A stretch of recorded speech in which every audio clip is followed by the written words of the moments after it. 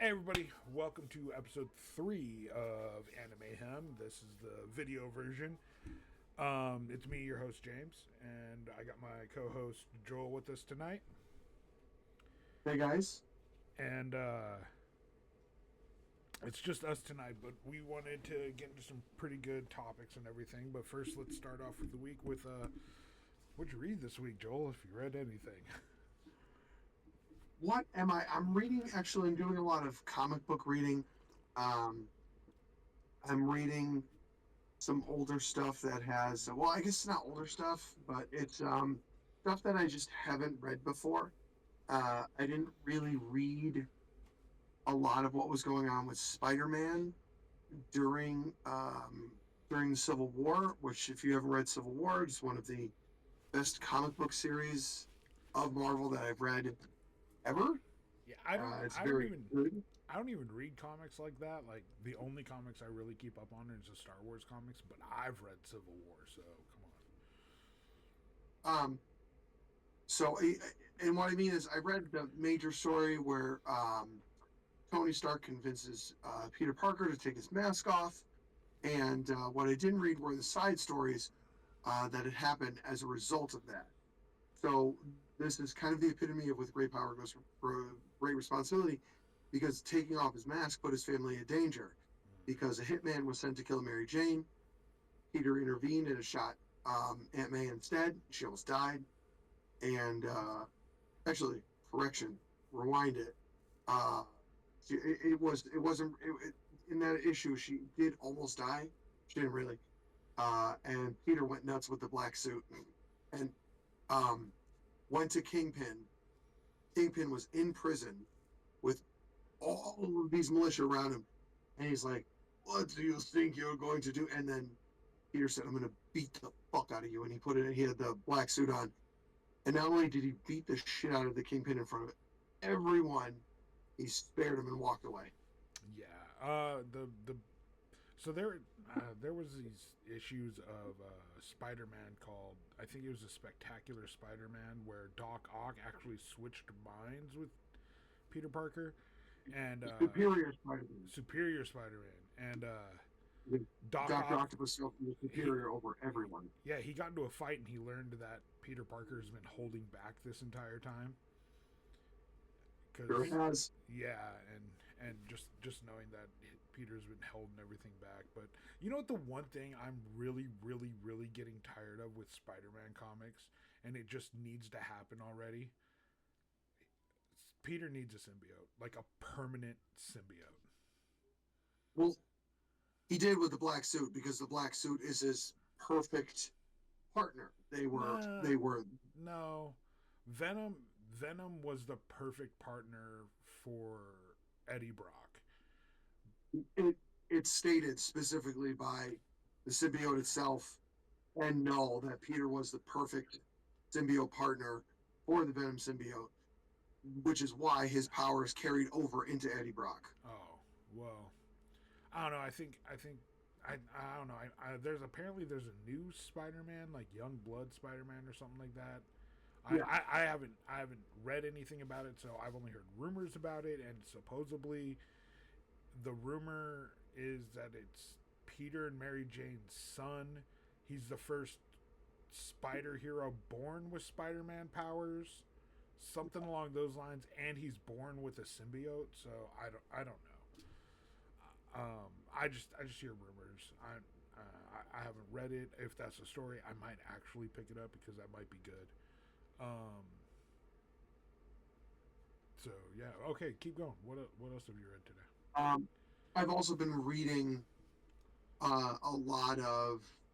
There's different parts of the Watchmen comic book a series that I haven't read. Um, because I read both DC and Marvel. I've never been one to go, oh, this one's better than this one. No, absolutely not.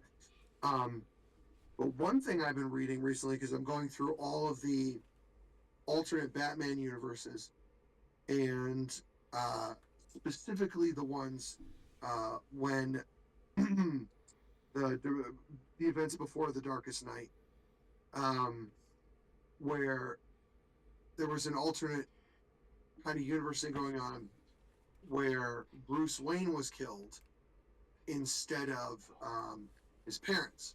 And what had happened is Thomas Wayne became Batman, Martha Wayne became the Joker, and it wasn't long. It was basically a comic book. It was very very good read. And then I'm reading the Injustice portion of the Justice League, where I don't know if you played Injustice. Mm-hmm. It's basically Mortal Kombat with DC. It's not as And good, but it's all the superheroes get Superman powers. They all get to the same level of Superman. That's I remember that from the game. That's all. That's it. so yeah. Basically, what had happened was it's an alternate universe where um it's actually genuinely really horrible. So I believe it was like the Joker who made Batman think or made Superman appear to see Doomsday, but it was actually Lois Lane. So he didn't see that. He immediately flew Doomsday up into space and just let him go. And it was Lois. He was like, oh shit. It was way too late. So when he flew to the Joker, put his fist through his chest Yep. and took over the world. Yep. I mean that. I'm.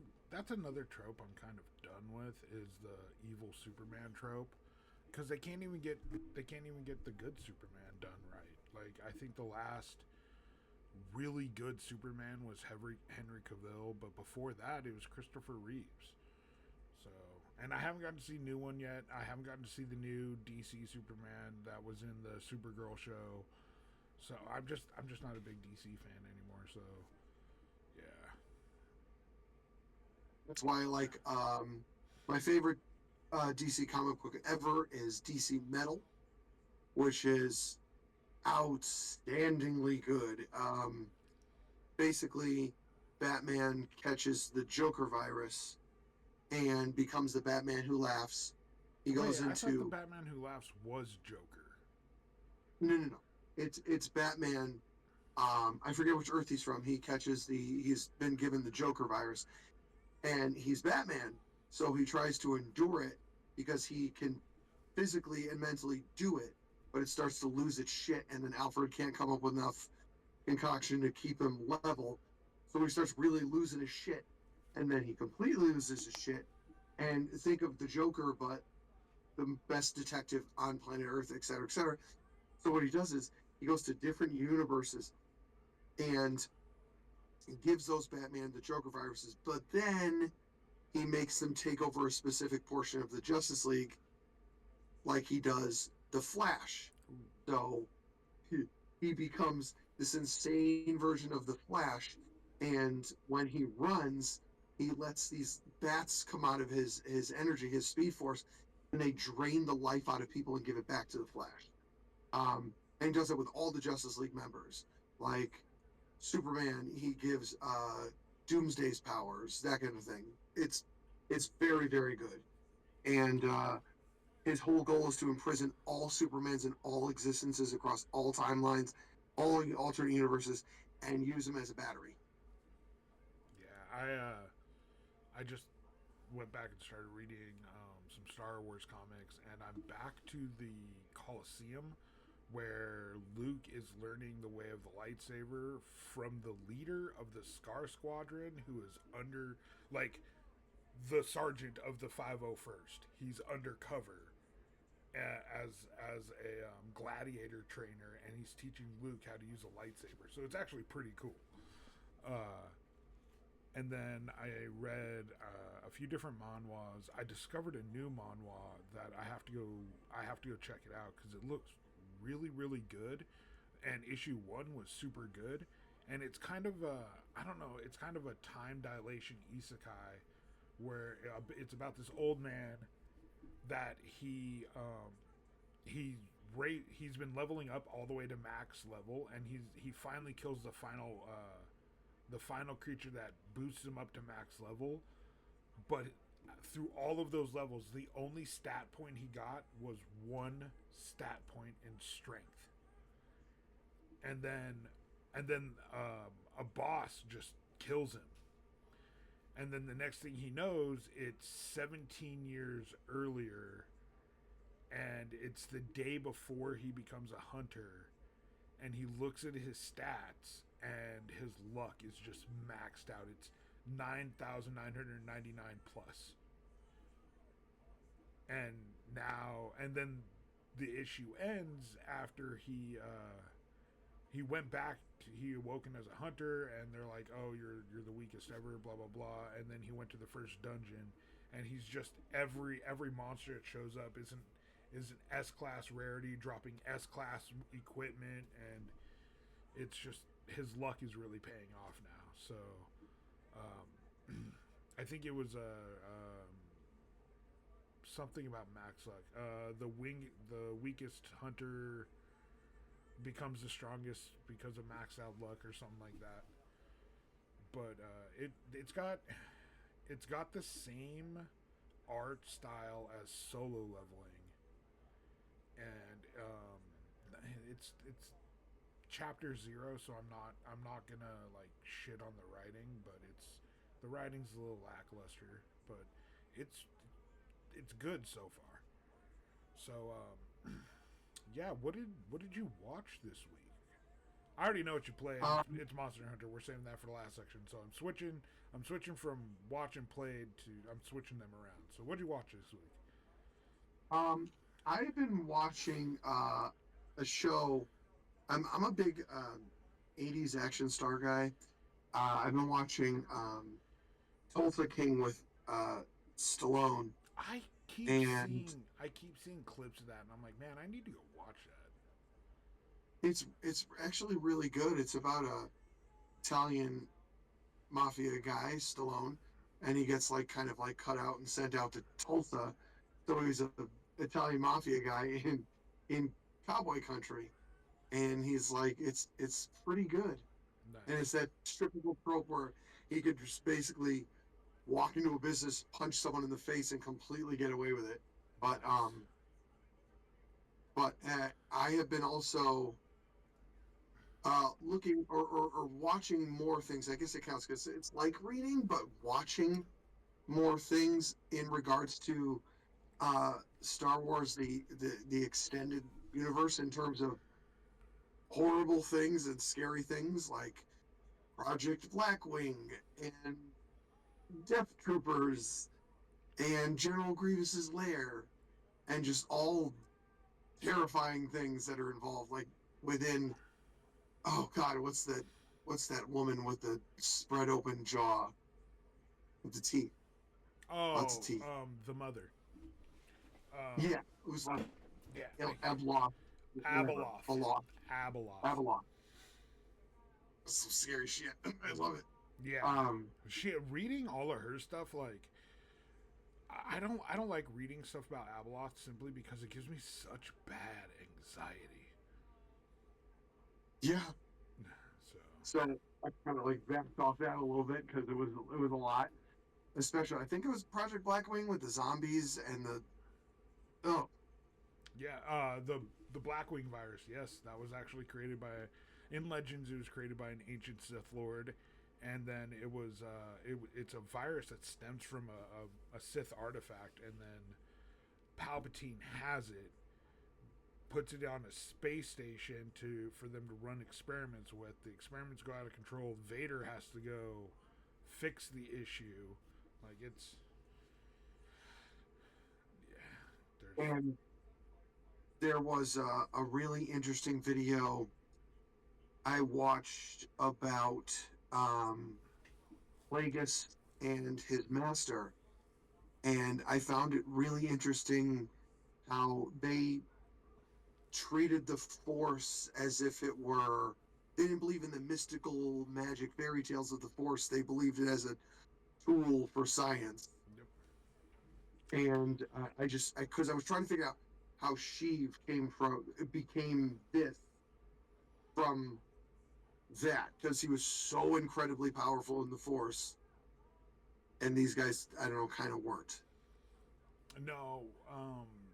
So the one thing about the rule of two is it's always guaranteeing that the next Sith Lord is more powerful than the one before. So yes, Bane, or not Bane, Well, it was Bane who came up with the Yeah, I rule. think Darth Plagueis. He was incredibly powerful in the Force. If not, I think he was either as strong as Yoda or slightly stronger because Palpatine is stronger than Yoda. So The thing about it is there was this scene before they fought in the great audience chamber where like Palpatine had this like sense of arrogance. He was like, whatever, this shit's gonna be fucking easy. Because everyone falls for the Kane bit until Yoda like pushed him back with the Force. And there was that moment where it was like he was like, "Oh shit, I'm gonna now try and get the fuck out of here because I got too much shit going on and I could potentially lose it." so there's one thing that this is completely headcanon, okay, but it's also Yep. mixed with some canon. This is a theory derived from canon, okay. Yoda's staff is made from a special wood, and the oils that leak from that wood, which it leaks from it forever, they make you high and they kill pain. Oh well, I mean he's 900. He's Taru. Yoda is 900 years old. He's probably in pain all the time. Like his cane is his self medication. So I think about it when he has to give up his cane for a fight. He's gonna try to get it over as quickly as he possibly can because the whole time he's in pain, simply from the pain of just being old. And I've also been just trying to watch a lot of videos about not only mainly the Star Wars lightsaber forms, but after all that data and recreating the new Jedi Order, how they created kind of their own lightsaber forms based on what they knew from anything they could find, which I've been trying to learn more about because there's not a lot of info really about them. No, the lightsaber forms are there's not a lot of information out there. There's a few fan built websites. There's one guy out there that he's a big Avatar the Airbender fan. Um, and he took all the lightsaber forms and he put them into scrolls styled after the waterbending scroll in Avatar. And I was like, "Oh, that's so cool." It was pretty cool. So, But that's what I've been. yeah, this week I watched season 3 of Reacher, which was really good. I have the last episode to watch, but I was switching back between Reacher and the season. I waited all the way up until the last episode of Invincible dropped to watch Invincible, so I started watching that. That man is enormous. Yeah, I've watched season 1, so yes. Definitely watch season 2 and season 3. Like Reacher just keeps getting better. I not a lot of shows out there that I'm like, wow, season 1 was so good. Going to season 2, like, all right, this is gonna suck, and you're like, wow, I was so surprised with how good that was. Then season 3 comes around, like, all right, is this the flop season? And then you're like, whoa, that was so good. I just have the final episode to watch, so I'm sitting here like, this season was so good. Like, do they have 3 banger seasons back to back? Like, what is going on? Um, then I got caught up on all my weekly animes, which is I'm pretty excited about. Um, then since there's there's a bunch of weeklies and stuff going out right now, I noticed there's a pattern of animes getting made really fast. Hold on, my camera froze. They get made really fast right after their manga gets made. Like their episodes are getting put out like a week after the manga gets made. mm-hmm. And I don't. I think the anime community or production needs to take a step back and go look at older mangas that are already completed and start animating those, or allow mangas to have time to mature before rushing out Mm. a 12 episode season that flops. Yeah, that would make a lot of sense. I mean, good planning would probably lead to better quality, anyways. Yeah. Well, the animes are not lacking in quality. There's a lot of really good animation out there. They're really good stories, but there's just not a lot of source material.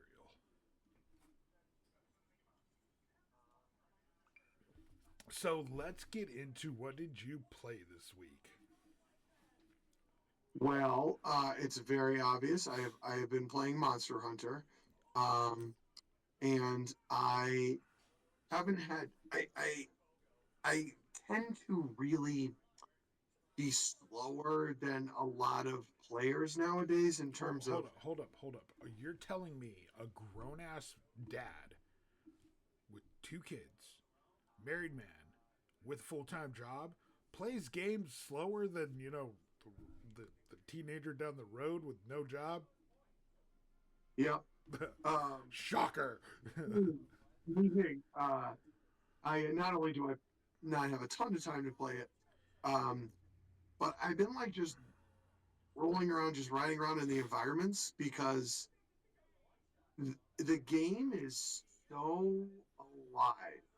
Yeah. There's it's bright, it's colorful, every terrain is different. There was this one guy I follow on TikTok. He's not a bad guy, but he's kind of a grifter, and he pretends to be straightforward about everything, but he's really not. Um, he was because he was like praising how, and we'll get into this, how alive and how much fun Avowed is, and Mm. and he was talking about, oh, I hate all this walking around I have to do in Monster Hunter. I don't know if he was being facetious or I don't think he was, and I was like, dude, just press up on the D-pad and it'll automatically pilot you where you set your way markers or the main quest. But I like riding around in this. It's like The Witcher. I have no problem not fast traveling. Yeah, it's like Skyrim. I can run through the environment of Skyrim for hours on end. Yeah, I have I no mean, problem with that. Because that why? Both of those games are alive. that's one of my biggest draws to Genshin is because Genshin every 30 seconds you're either running across an enemy or a collectible item, and the world is alive. Like everything is out there, and that interaction you have running through a map is super important.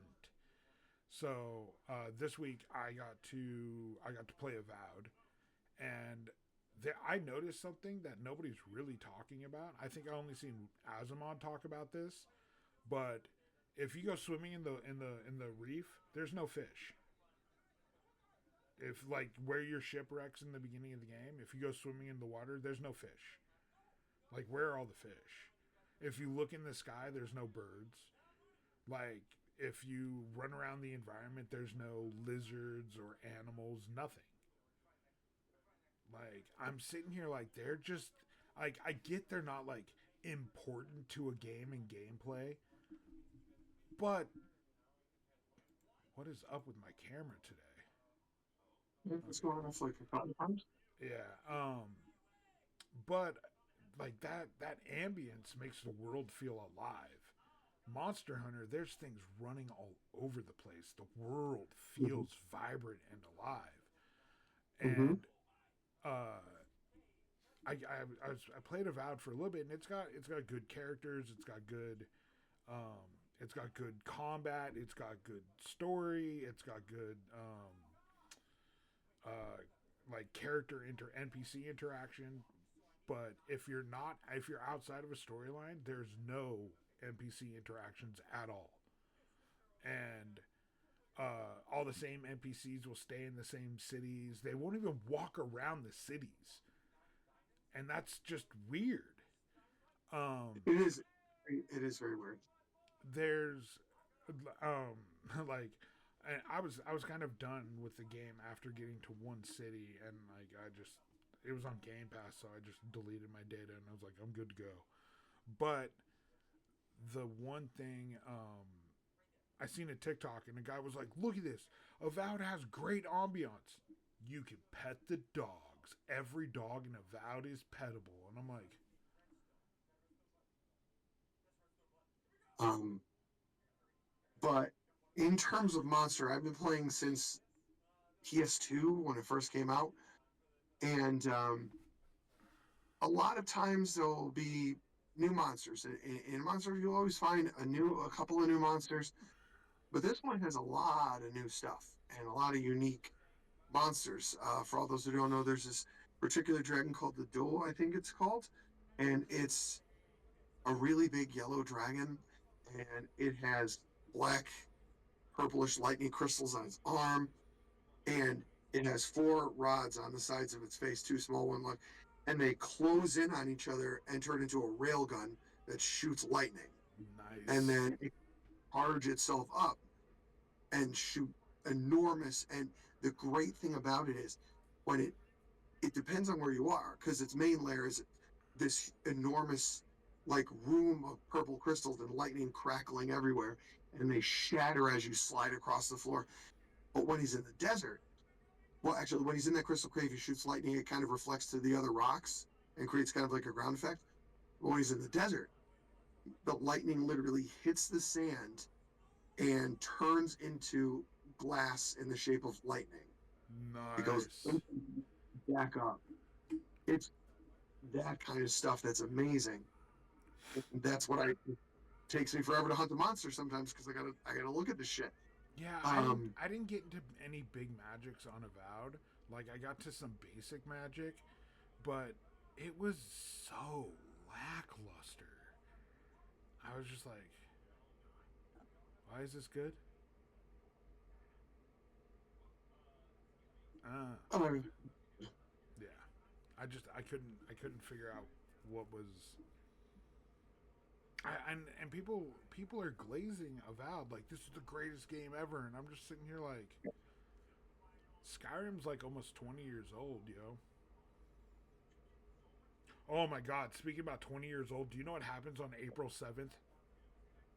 something becomes 20 years old. No. What? Something becomes 30. Really? What? Gundam Wing. Really? Yeah. It released in Japan April 7th, 1995. Wow. That's pretty. Has it been that long? It's been that long.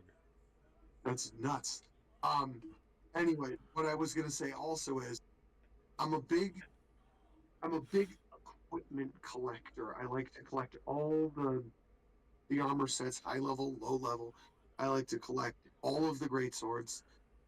Sometimes I'll do a sub thing like a hammer. All of the weapons look very impressive in Yeah. this game. I They're very different looking. Um, they're all very well designed so far. I don't think I dislike. There's the classic, of course. In every Monster Hunter, there's the same, iron blade, which is like the, and the then big there's the same bone one. But all of the weapons are very, very different. Um, and all of the armor sets are very, very different. Some of them look really stupid, especially in Palicos, but a lot of them look really cool. Like there's this gorilla. It's a pink gorilla, and it has this Japanese trope of farting and shooting shit at you and stuff. That's just what it does.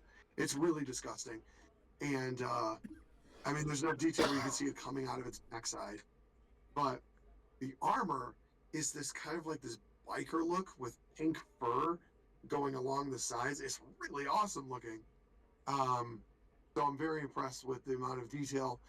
I'm good if I'm gonna level and be real. I skip the story like a lot because Ooh. it's usually stupid, and it's I, usually it's there's a lot of really good lore in Monster Hunter that Monster right. Hunter is one of the very few games where I listen to everything. I just there's so many like awful like the bad Japanese tropes Yeah. in Japanese games. There's some really bad ones that I can't sit through. And I'm sorry, I don't care. I don't care about this ambiguous child. I don't know if it's a little Indian girl. I don't know if it's a little Indian boy. I don't know what it is, and I just don't. I don't care. Yeah, I don't. I just kill monsters. yeah. I mean, that's perfectly valid. That is perfectly valid. But I've been diving deep into Monster Hunter lore and everything, and apparently there's one big bad monster dragon that nobody has ever seen since it destroyed half the world and like this monster was so devastating it reset the technology in the world. Like they used to have flying cars and Mm-hmm. it destroyed the world to the point that they went back to hunter gatherer basically. Like all of the ruins and everything you see throughout the Monster Hunter world are from an advanced technology of humans that was set back to literally the medieval ages because of one dragon. That and the lore behind this dragon is he killed hunters and melted their armor into his scales. How cool is that, huh? Right? I'm Well, like, they that were is they were so morbid, but I understand why he's undefeatable. Like his scales are advanced human technology, like melted into it. and apparently his portions of his being are responsible for creating all the elder dragons. No, the elder dragons are literally his children. Yes. So like that's terrifying, terrifying. Um. So yeah, outside of playing Genshin, I got to try Avowed. I did not enjoy Avowed. I'm waiting to pick up Monster Hunter. I know I should have had the money for it, but life gets in the way. I had a choice of either buying Monster Hunter or fixing my car, and I kind of went with the fixing the car. So Good choice. yeah, have to get to work and also I can get money to buy Monster Hunter. What you talking about, Willis? um, but yeah. Is there anything else you have on the docket? Actually, yes. So I'm very excited about this. Um, there is a kind of like a collection. I've been looking into it. I'm lucky. I think I'm really lucky. I just got into it. But for everybody, for years and years and years, everybody has been saying we want some kind of update for Legend of Dragoon. Well, there is a Legend of Dragoon. Um, where is it? I was just able to join it. I'm trying to find the Discord right now, but it is apparently a what am I looking for? I got invited to the beta, and I think they're doing like an updated version or a continuation of Legend Dragoon or something like that. Oh, that's good news. I mean, the only beta I'm in right now is the Soulframe beta, which if you haven't played Soulframe, you need to figure out how to do it because it is amazing. Um, yeah. Also, Genshin has just launched their fishing event that gives the most primo gems out of any weekly event that has ever happened. Literally, it gives you 420 primo gems. That's a lot of primo gems. So, yeah, That's pretty. if you're a Genshin player, definitely get in on the fishing event. Um, but okay, Joel, where can people find you? You can find me at flower underscore kimono underscore captain on all of my socials. Uh, on TikTok, mainly on TikTok, and I'll be transferring pretty much all of my YouTube stuff over to our shared YouTube account. And everybody, you can find me at Otaku Epion or at Otaku James on TikTok. Just search for me there. Um, you'll find all my stuff right here on the Animeyhem podcast channel. I'm gonna start filling in everything here. I'm gonna try to keep it podcast related, but I might throw some gameplay stuff up. I definitely gonna throw up. I'm going to record everything I do on Monster Hunter Wilds when I get it, and I'm going to upload it there. Just note I have a family and kids, and I get interrupted a lot. So I'm not editing this stuff. Like, you get what you get. So yeah, but thank you guys for joining us. Make sure to like, subscribe, and comment so the algorithm will pick up the video. And thank you guys, and we will see you next week. Bye.